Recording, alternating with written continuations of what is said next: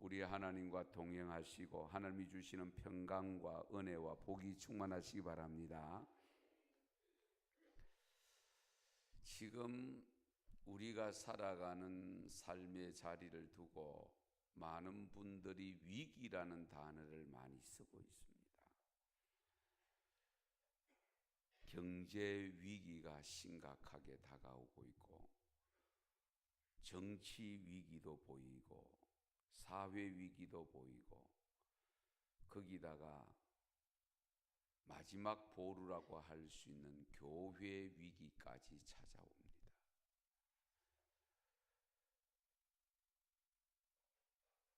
정말 우리가 이런 위기가 찾아올 때마다 이 너무 자주 반복되어지면 거기 익숙해져 가지고 위기의식을 잘 못 느낄 수도 있습니다.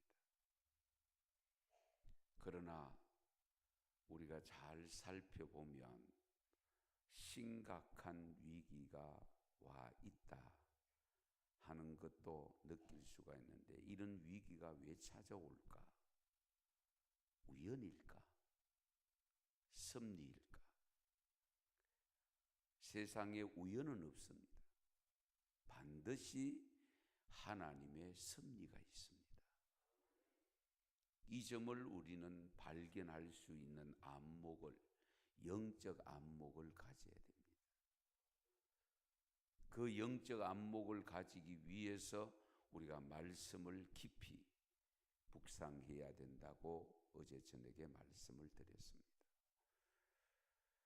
말씀을 받을 때에 우리가 구체적으로 어떻게 받아야 되는가, 어제 말씀을 드렸지만 오늘 한 말씀 더 찾아보시겠습니다. 히브리서 4장입니다. 1절 2절, 히브리서 4장 1절 2절입니다.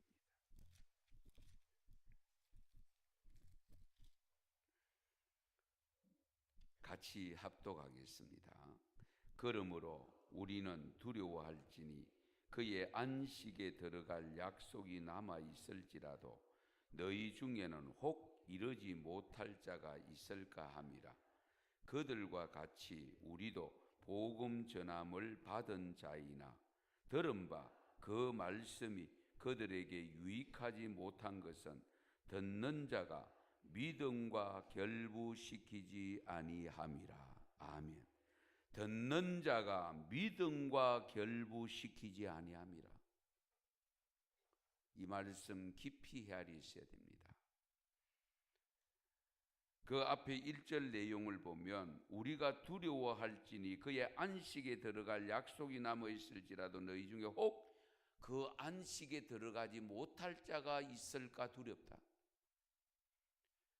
왜 이런 일이 발생하느냐?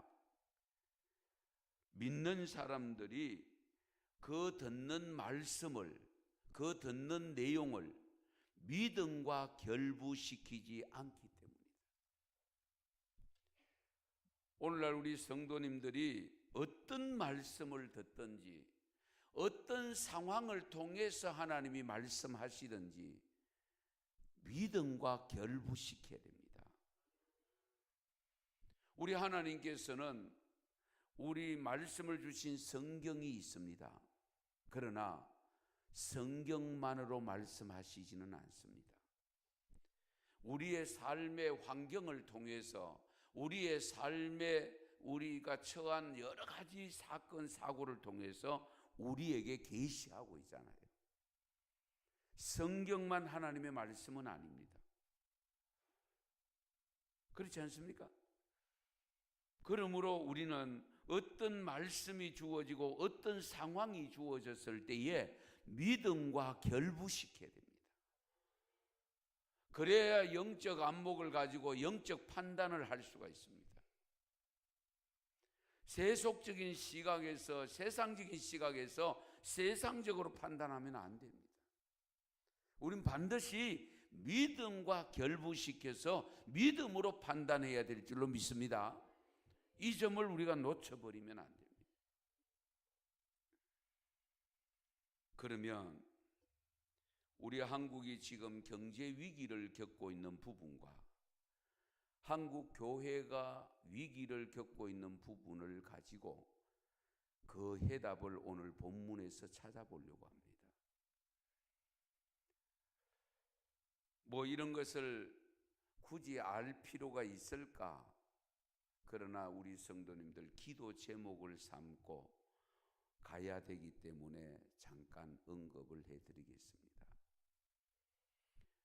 다른 교단도 엊그제 교계 뉴스에 나왔습니다마는 우리 교단들이 총회를 앞두고는 반드시 교세 통계를 잡습니다.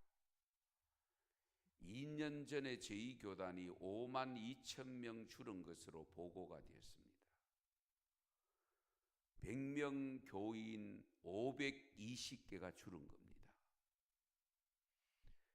금년 총회 때에 지난해 우리 교단의 세례 교인이 16,000여 명이 줄은 것으로 보고가 되었습니다. 세례 교인입니다. 그러면 다른 교인들을 합하면 얼마나 될까? 제가 보기에는 2만 명 좋게 넘습니다. 그러면 100명 교인이 200개가 없어진 겁니다. 옥천교회 괜찮다고 괜찮은 것이 아닙니다, 여러분. 우리 교회 괜찮다고 괜찮은 것이 아닙니다. 거기다가 더 하나 쇼킹한 것은 안수 집사가 2,500명이 줄었대요.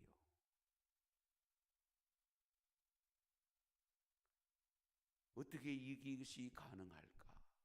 왜 그렇게 됐을까? 2,500명 줄은 가운데서 800명이 장로가 됐대요. 그러면 1,700은 어디 갔는가? 우리는 항존직이잖아요. 안수집사. 세상을 다 떠나지는 않았을 텐데 분명히 그 직분 가지고 있을 텐데 그 직분자들 젊은 안수집사들이 어디로 갔을까? 아무도 모릅니다. 분석이 되지 않았습니다. 타 교단을 갔든지 아니면은 가나안 교인이 되었든지 둘 중에 하나입니다. 그러면 우리 한국 교단, 우리 교단의 교회들이, 각 교회들이 문제가 많이 발생하고 있다 하는 것을 알 수 있지 않습니까? 그런 가운데서도 우리 개인적으로도 인생의 풍랑을 만날 수 있습니다. 개인적으로. 가정적으로도 만날 수 있습니다. 교회적으로 만날 수 있고 국가적으로도 풍랑을 만날 수가 있습니다. 풍랑을 가져오는 원인이 성경에 보면 세 풍랑이 있습니다. 전적으로 자기 때문에, 나 때문에 겪는 풍랑이 있습니다.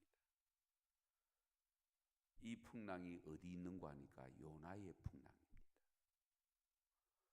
요나의 풍랑은 자기 때문에 겪는 풍랑입니다. 그 다음에 하나님이 직접 일으키는 풍랑이 있습니다. 하나님께서. 그것이 욥의 풍랑입니다. 욥이 하루아침에 10남매가 세상을 떠나고 그 많던 재산 가축을 다 빼앗기고 도둑맞고 하는 그 풍랑은 전적으로 하나님께서 하신 겁니다.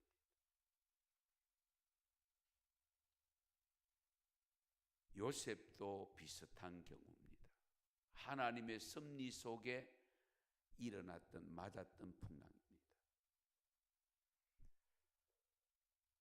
또 다른 사람이 원인이 되는 풍랑이 있습니다. 다른 사람. 바울과 실라가 감옥에 갇힌 것 자기 때문이 아니죠. 다른 사람에 의해서 된 겁니다. 다니엘과 그 세 친구, 다니엘이 사자굴에 들어간 거 새 친구가 풀무불에 들어간 것 자기들 때문이 아니고 하나님 때문이 아니고 다른 사람들 때문에 그런 풍랑을 겪게 된 것. 오늘 사도행전의 말씀은 죄수인 바울이 로마로 호송되어져 가는 그 배가 유라굴로라는 엄청난 광풍을 만난 사건이 기록되어 있습니다. 하나님은 왜 이 사건을 성경 속에 넣어서 우리로 하여금 읽게 만들고 이 말씀을 묵상하게 만들까?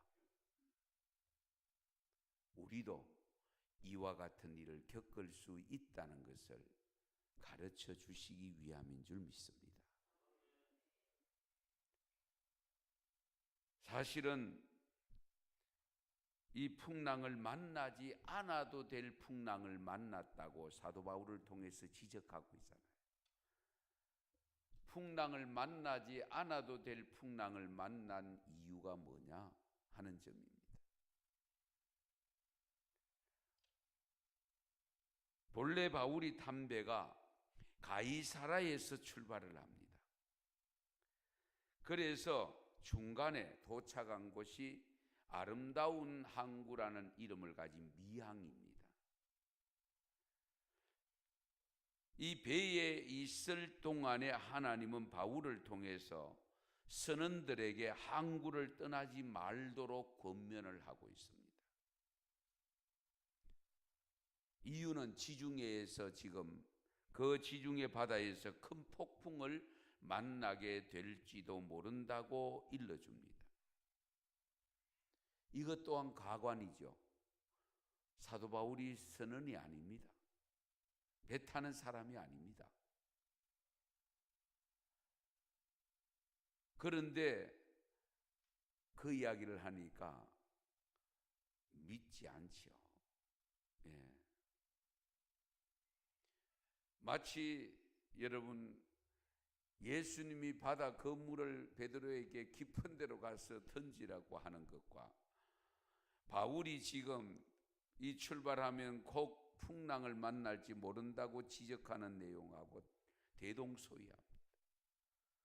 전혀 전문가가 아닌 비전문가로서 이야기하니까 누구 말 들어야 되겠습니까? 그런데 선원들은 항해를 하는 이유를 지금 미항에서는 겨울 풍랑을 이겨내기가 힘든다. 위험하다. 그러니 든든한 항구로 좀 큰 항구로 옮기겠다는 겁니다. 그 옮기겠다고 하는 그 항구가 베닉스입니다. 예. 인내하지 못하고 경험에 지나치게 의존하다 보면 낭패를 당할 수 있습니다. 여러분, 인간의 합리적인 판단, 경험에 의한 판단, 이론에 의한 판단도 잘못될 수 있다는 것을 기억하셔야 됩니다. 우리가 지나치게 사람의 경험만 믿고 이 사람이 만들어 놓은 이론의 그 길을 믿는다는 것은 전능하신 하나님을 믿는 믿음에서 떠나는 결과를 가져올 위험이 있습니다. 이 점을 우리가 삼가 조심해야 됩니다. 바울이 분명히 오늘 선원들에게 말합니다. 여러분이여, 내가 보니 이번 항해가 하물과 배만 아니라 우리 생명에 타격과 많은 손해를 끼치리라. 이 10절 말씀. 그런데 그들은 그대로 폭풍 속으로 항해를 시작합니다. 폭풍이 일어나리라고는 생각 못했죠. 왜? 자기들의 경험을 봐서 괜찮다고 생각해요. 그러나 장차 분명히 큰 태풍이 있을 수 있다는 것은 알고 있었습니다. 그러니까 안전한 항구로 옮겼지요. 안 그러면 거기서 바로 출항해서 로마로 올라가야 될 텐데. 왜 그렇게 했을까? 사람들이 혼란 속으로 빠지는 일반적인 이유가 세 가지가 있습니다. 첫째는 전문가의 잘못된 판단입니다. 여러분, 전문가도 잘못된 판단을 할 수 있습니다. 죄수를 책임지고 호송하는 율리오라는 백부장, 바울의 말을 듣는 대신 선주와 선장의 말을 들었다라고 기록합니다. 당연하죠. 그 많은 죄수들을 지금 가이사 황제 앞으로 호송 책임을 지고 가는데 누구 말 듣겠습니까? 경험 많은 선장의 말을 듣고 선주의 말을 들어야 되지, 아무 경험도 없는 바울의 말을 들을 리가 없죠.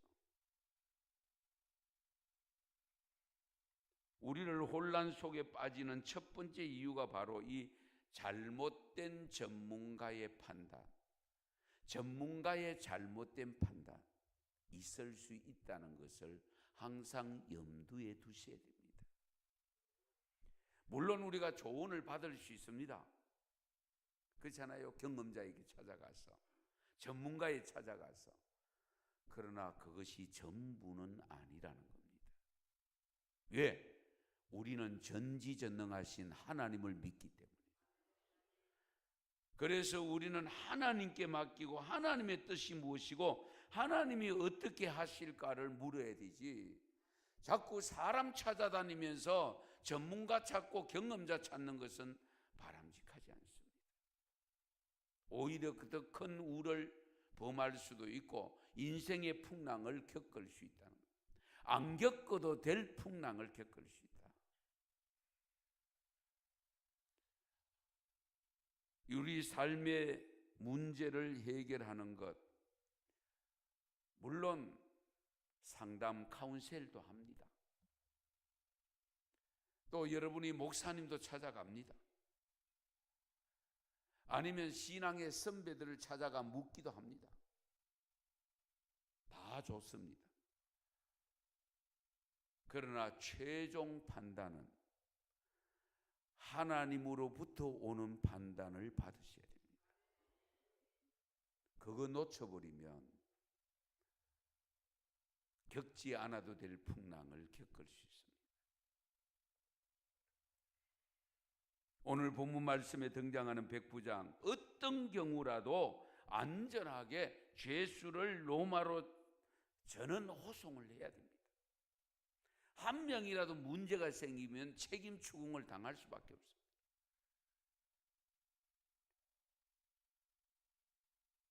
만약에 폭풍을 만나 실종되면 이 백부장이 책임을 져야 되니까 결국은 항해의 경험 많은 그 선장과 선주의 말을 쫓아서 출항을 하게 됩니다. 그런데 하나님께서는 유라굴로라는 엄청난 광풍을 일으켰습니다. 혹시 우리 성도 여러분 중에 지금 인생의 풍랑의 유형은 여러 가지가 있을 수 있습니다. 경제의 풍랑, 인간관계의 풍랑, 자녀의 풍랑, 건강의 풍랑 등등의 여러 가지 풍랑을 겪을 수 있습니다마는 그 풍랑이 어디로부터 왔는가, 왜 왔는가, 전문가의 잘못된 판단의 소리를 듣고 가다가 겪을 수 있다는 것. 두 번째 원인은 잘못된 선택의 투표입니다. 오늘 본문 12절에 보면 베닉스에 가서 겨울을 지내자 하는 자가 더 많으니, 베닉스에 가서 겨울을 지내자고 하는 사람이 더 많았다. 아무나 이 백부장 율리오가 어쨌든 이 사도 바울이 범상치 않는 인물인데, 하나님을 믿는 사람인데, 그러니까 어느 정도 수긍은 했던 것 같아요. 그러니까 거기에 많이 타고 있는 선원들과 승객들에게 물었던 것 같습니다. 그런데 거기에 탄 사람들 중에서 베닉스에 가서 겨울을 지내자고 하는 사람이 더 많았다. 이것을 요즘 우리 의사결정할 때에 다수결의 원칙 이걸 많이 따르죠. 그러나 다수결의 원칙도 잘못될 수 있다는 것, 잘못된 판단이 될 수 있다는 것, 이 점도 염두에 두셔야 됩니다. 우리가 일을 하다 보면 한 사람의 주장이 옳을 수도 있습니다. 한 사람의 주장. 그런데 오늘날 다수결의 원칙에 따르는 경우가 너무 많아. 잘못된 길을 가고 있음에도 불구하고 다수가 가니까 그 길을 선택해서 가다가 낭패를 당하는 경우들이 얼마든지 있습니다. 특히 우리 교회 안에서는 다수결 위험합니다. 교회 안에서도 재직회를 하고 당회를 하고 여러 회의가 있습니다. 자치단체 회의가 있고, 노회에 가면 노회 회의가 있고, 총회 가면 총회 회의가 있는데요, 다수결로 의해서 의사결정을 하는데 거기에 사람들이 많이 간다고 해서 다 옳은 것은 아닙니다. 잘 생각해 보세요. 우리는 항상 무엇을 전제를 해야 되는 거 아니까 이것이 하나님의 뜻이냐 아니냐를 가장 먼저 물으셔야 됩니다. 우리 자꾸 우리의 생각대로, 나의 생각대로, 내 경험을 살려서 옛날에 그랬고, 죄송합니다마는 역사 오래된 교회 조심하셔야 됩니다. 자꾸 옛날 이야기 하시면 안 됩니다. 옛날의 경험 자꾸 살려내면 안 됩니다. 왜냐하면 우리 하나님은 지금도 살아계셔서 하나님이 지금 주관하고 계시기 때문에 그렇습니다.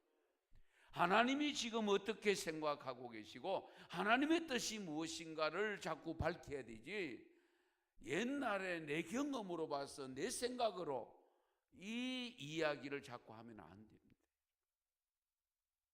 이거 삼가 조심하세요. 다수결의 투표 필요가 합니다. 그러나 그것이 능사는 아닙니다, 여러분. 오늘 본문에 분명히 베닉스에 가서 겨울을 지내자가 하는 자가 더 많으므로 이 백부장 율리오가 야, 선장 보고 선주 보고 출발해, 항해 시작해, 그랬던 거예요.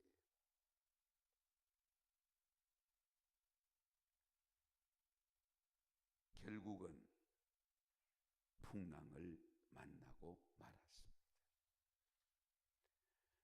세 번째 풍랑을 만난 이유가 또 하나 있습니다.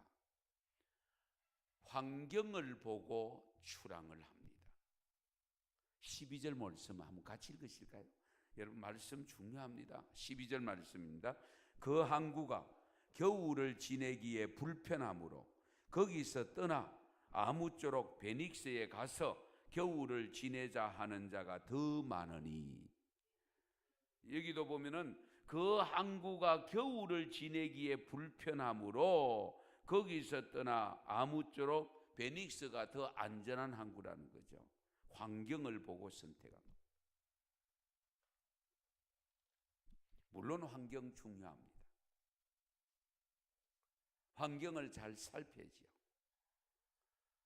그러나 우리 하나님의 역사는 환경을 초월할 때가 많습니다. 우리가 보기에는 앞이 캄캄할 정도로 험산 출령 같은 것이 가로막았다 할지라도 하나님이 역사하면 넘을 수 있습니다. 그러나 저거 별거 아니라고 생각되는 거, 작은 것 하나, 그거는 별거 아니다 무시하고 가다가 거기에 걸려 넘어지는 경우가 얼마든지 있을 수 있습니다. 제가 늘 생각합니다. 우리가 걸려 넘어지는 것은 바위에 걸려 넘어지지를 않습니다. 작은 돌뿌리에 걸려 넘어지지. 그렇지 않습니까? 예. 바위는 비켜가면 됩니다. 넘어가면 됩니다. 보일 듯 말 듯한 돌뿌리에 잘 걸려 넘어집니다. 그러므로 여러분들이 살아가면서 작다고 소홀히 여기면 안 되고요. 크다고 지나치게 두려워할 필요가 없습니다. 길은 얼마든지 있을 수 있고 하나님이 함께 하시면 얼마든지 그 환경 극복할 수 있습니다. 환경 좋다고 좋은 것 아닙니다. 여러분 맹모 삼천 많이 들어보셨잖아요. 맹자의 어머니가 맹자를 교육시키기 위해서 이사를 3번 했다는 거 아닙니까? 왜? 교육 환경 때문에. 그런데 오늘날 우리 믿음의 성도들이 신앙의 환경을 생각하며 이사합니까? 제가 작은 목회 경험으로 봤을 때에 신앙 때문에 이사를 하는 경우는 많지 않더라고요. 이곳에 가면 내 믿음 생활을 제대로 할 수 있을까? 이곳에 가면 내 신앙에 영적으로 도움이 될까? 그거 별로 생각하네요. 무슨 생각합니까? 세상 사람들이 생각하는 것 거의 동일합니다. 저쪽에 개발되는데 아파트를 사가가면 돈 될 거다. 아파트 값이 올라갈 거다. 저쪽에 가야 우리 아이가 공부를 잘할 거다. 좋은 대학에 들어갈 거다. 학군. 우리가 이런 기준에 의해서 이사하는 경우가 많지 않습니까? 물론 직장 따라 움직이는 경우도 있습니다만, 그러나 하나님을 경외하는 믿음을 가진 성도는 제일 먼저 체크해야 될 것이 내가 저곳에 이사 갔을 때 영적으로 도움이 될까? 그걸 먼저 볼 수 있는 믿음이 되시기를 바랍니다. 세상적인 기준에서 이사하면 안 됩니다. 그래서 할 수만 있으면 내가 교회에 가까이 가야지. 옛날에 처갓집은 정랑은 치과는 멀어야 된다고 했잖아요. 치과 정랑 아세요?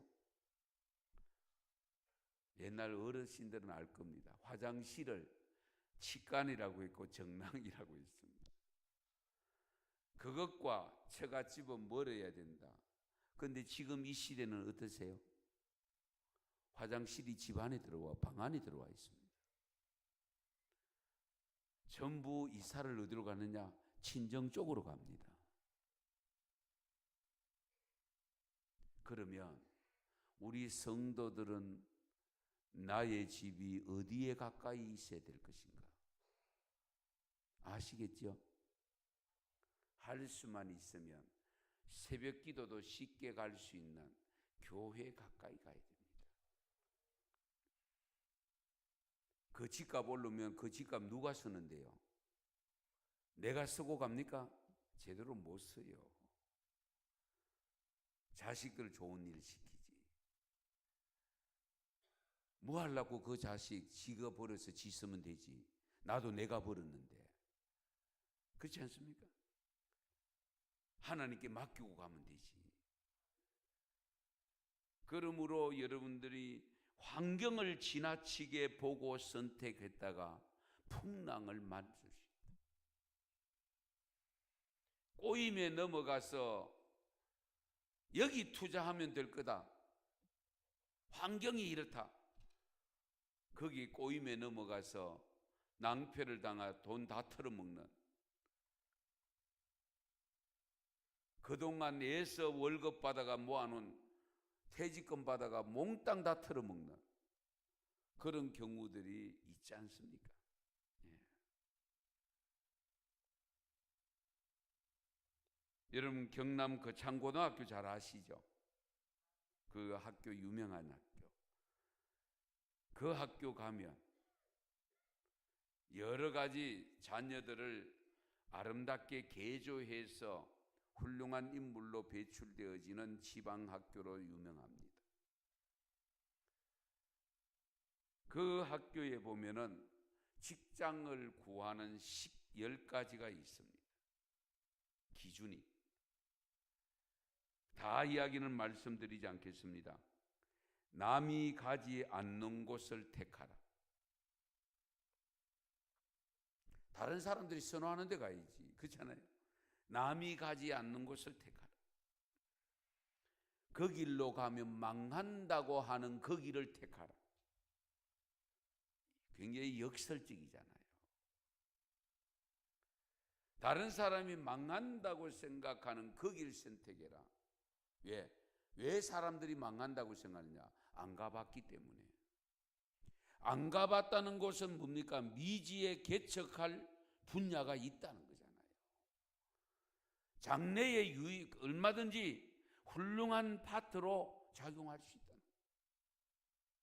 현재 좋은 것은 언제 무너질지 몰라.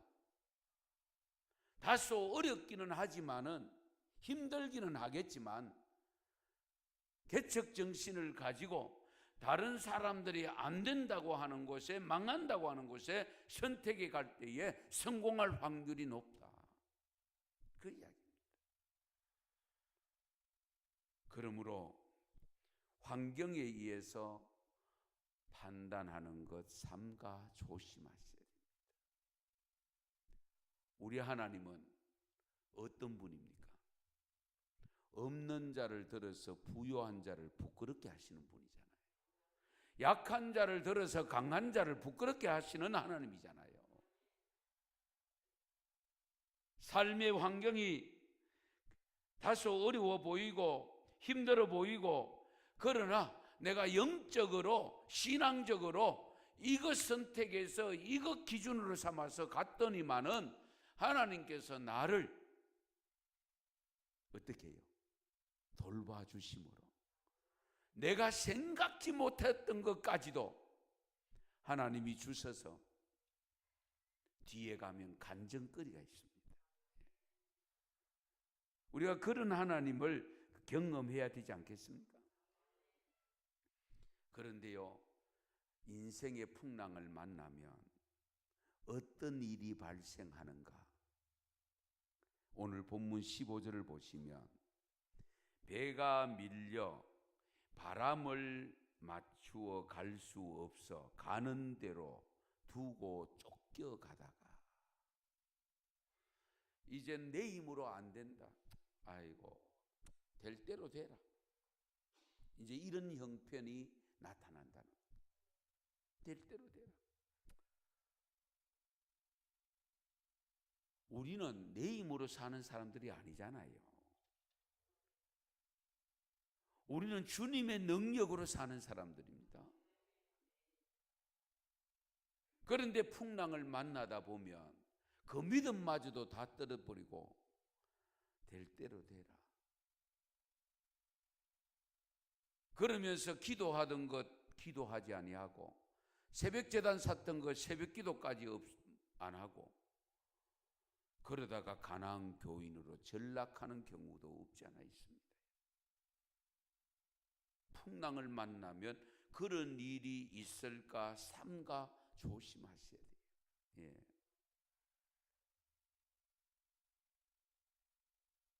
거기다가 폭풍을 만나면요, 우리 16절 17절 본문 읽겠습니다. 16절 17절입니다. 가우다라는 작은 섬 아래로 지나 간신히 거루를 잡아 끌어올리고 줄을 가지고 선체를 둘러 감고 서러디에 걸릴까 두려워하여 연장을 내리고 그양 쫓겨가더니, 아무리 도움을 주는 배의 기구라도 태풍이 오니까 무용지물입니다. 이것만 있으면 되겠다고 생각했던 것, 그것도 활용할 수가 없습니다. 사용할 수가. 그래서 18절 19절 말씀을 보면, 우리가 풍랑으로 심히 애쓰다가 이튿날 사공들이 무엇을 버립니까? 짐을 버린다. 화물 버리면 어떻게 되죠? 가서 변상해 줘야 되잖아요. 요즘 같으면 보험이라도 들어놨지. 사흘째 되던 날에 배의 기구를 그들의 손으로 내버리니라. 배의 기구 버리면 어떻게 해요? 노를 젓는데 노를 버리면 어떻게 해요? 돛담배가 돛을 올려야 되는데 돛을 버려버리면 어떻게 해요? 항해 제대로 할 수 있습니까? 배의 기구까지 다 버렸다. 풍랑을 만나면 별거 다 잃어버립니다. 물질은 기본이고요. 사람 잃어버립니다. 요즘 우리 사회 보면 돈 없으면요, 형제 간에도 잘 안 만나요. 그렇죠? 참 무섭습니다. 돈 많이 버세요.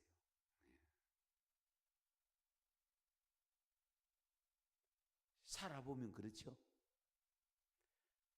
풍랑을 만나면 있던 물질도 나갈 수 있습니다. 이거 다 버렸잖아요. 화물 다 버렸습니다. 결국은 위기를 겪는데 누가 위기를 겪어서? 사람들이 위기를 겪잖아요. 인간들이 위기를 겪잖아요.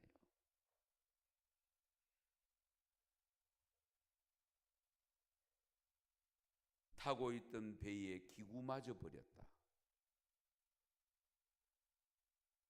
시간 관계상 깊이 말씀드리지 않겠습니다. 혹시라도 우리 성도 여러분 중에 인생의 풍랑을 내가 직접 만났거나 아니면 주위에 집안 식구에 이웃에 친구 만난 사람들이 있을 때에 우리가 어떻게 조언을 할 것인가? 풍랑을 만났을 때에 오늘 본문 말씀을 보시면 닻을 내리는 장면이 있습니다. 닻을 내리는 장면. 어떤 닻을 내려야 되느냐? 여러분 그 닻을 내리는 몇 가지 닻이 있는데요. 23절 보실까요? 23절 보시면 내가 속한 바 곧 내가 섬기는 하나님의 사자가 어젯밤에 내 곁에 서서 말하되, 내가 속한 바 곧 내가 섬기는 하나님의 사자가 어젯밤에 누구 곁에 왔다고요? 바울 곁에 온 겁니다. 이 바울이 지금 고백한 내용이잖아요. 바울 곁에 임재하셨다. 바로 하나님의 임재의 닻이 내려야 됩니다. 하나님 임재의 닻. 지금 이 바울이 탄 배가 그냥 지멋대로 바람에 밀려 파도에 밀려가고 있습니다. 그런데 늦게는 이렇게 섬에 가까이 갔을 때에 닻을 내립니다. 정박을 합니다. 왜? 그래야 배가 안정으로 고정되기 때문에. 내가 속한 바고 내가 섬기는 하나님의 사자가 어젯밤에 내게 찾아오셨다. 임재하셨다. 하나님의 임재의 닷, 그 닻이 내리면 살 길이 생깁니다. 살 수 있는 방법이 생긴다고요. 예. 그 다음에 두 번째 닻은 뭐냐? 우리가 내려야 할 두 번째 닻은 하나님의 목적의 닻입니다. 오늘 본문에 분명히 말씀합니다. 바울이 여러분 걱정하지 마세요. 한 사람도 잃지 않습니다. 한 사람도. 왜 그런지 아세요? 바울이 로마 가이사 황제 앞에 서서 복음을 전해야 되기 때문에 그렇습니다. 하나님의 목적이 어디 있느냐? 바울이 하나님의 부름받을 때, 다메섹 도상에서 부름받을 때 목적이 뭡니까? 임금들을 위하여, 권력자들을 위하여, 이방인을 위하여, 그리고 유대인을 위하여 불렀다라고 택한 나의 그릇이라고 일러주셨잖아요. 바울이 아니면 감히 로마 황제 앞에 가서 복음 전할 수 있는 사람이 없습니다. 바울이라 해갑니다. 그래서 하나님의 목적은 이 바울을 로마로 호송해서 가이사 황제 앞에 서야 되기 때문에 거기에 다른 275명도 다 살린다는 거예요. 바울 한 사람 때문에. 이 하나님의 목적에 같이 임재하기 때문에 이 배는 안전한 거고 그 배에 탄 죄수들도 안전하게 된 겁니다. 예. 우리가 이 점을 항상 염두에 두셔야 됩니다. 내가 지금 이런 환난을 겪고 있는 것은 누구 때문에라고 하지만, 그러나 하나님의 선한 목적이 내게 담겨 있으면 그 풍랑도 그 환난도 얼마든지 견디어낼 수가 있고 반드시 그 환난을 통과할 수 있습니다. 이런 경우는 얼마든지 있을 수 있습니다. 마지막 세 번째 닻이 뭐냐? 하나님의 약속의 닻입니다. 우리 하나님은 인생이 아니시기 때문에 시근치 않습니다. 하나님이 약속한 것은 반드시 지킵니다. 우리의 약속은 3일을 제대로 못 넘기는 경우도 있고, 아침에 했다가 저녁에 변경시키는 전심대 변경되는 경우도 없지 않아 있습니다만, 하나님의 약속은 절대로 변하지 않습니다. 오늘 본문 25절 보세요. 그러므로 여러분이여 안심하라. 나는 내게 말씀하신 그대로 되리라고 하나님을 믿노라. 하나님께서 내게 임재하셔서 주의 사자를 통해서 너희들 생명 한 생명도 다치지 않는다. 반드시 네가 로마 황제 앞에 서게 될 것이다 하라고 일러준 이 말씀, 이 약속의 말씀을 나는 믿노라. 그러므로 당신들도 믿어라. 괜찮다. 예. 이제는 며칠 동안 굶었으니까 밥 먹어라. 예. 그렇게 일러주고 있습니다. 사랑하는 우리 옥천교회 성도 여러분, 앞으로 어떤 일을 만날지는 아무도 모릅니다. 지금 괜찮아도 나도 풍랑 속으로 들어갈 수도 있고, 여러분이 현재 풍랑 속으로 들어와 있는 경우도 있을 수 있습니다만, 안 만나면 가장 좋겠지만, 안 만나도 될 풍랑은 안 만나야 되겠으나 다른 사람에 의해서 풍랑을 만나게 되는 경우가 있습니다. 다른 사람에 의해서. 예. 보정 잘못 섰다가 풍랑을 만나는 경우도 꽤 있더라고요. 그렇죠? 사람 잘못 만나서. 그러나 어떤 경우에서든지 오늘 주신 말씀 기억하십시오. 나와 하나님 사이에 막힌 담만 없으면 하나님이 임재하십니다. 내 곁에 다가오십니다. 그리고 나를 통해서 당신께서 이루시고자 하는 목적이 있으면 하나님은 반드시 나를 통해서 역사합니다. 그리고 내게 주신 약속, 하나님은 절대로 변치 않으시고 그 약속 지키기 위해서라도 그 풍랑 반드시 극복하고 하나님이 예비하신 은혜와 복을 주실 줄 믿으시기 바랍니다. 그 믿음 가지고 살아가시고 혹풍랑을 만났더라도 극복하시고 할 수만 있으면 풍랑 만나지 아니하고 살아가는 지혜가 있기를 축원합니다. 축복합니다. 기도드립니다.